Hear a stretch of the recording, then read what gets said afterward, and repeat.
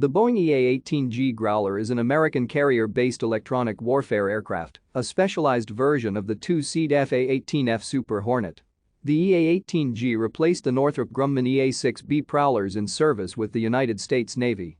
The Growler's electronic warfare capability is primarily provided by Northrop Grumman.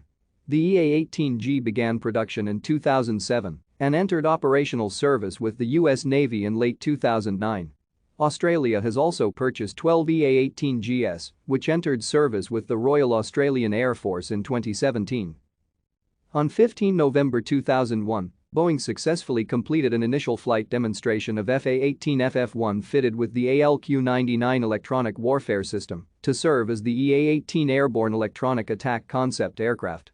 In December 2003, the U.S. Navy awarded a development contract for the EA-18G to Boeing.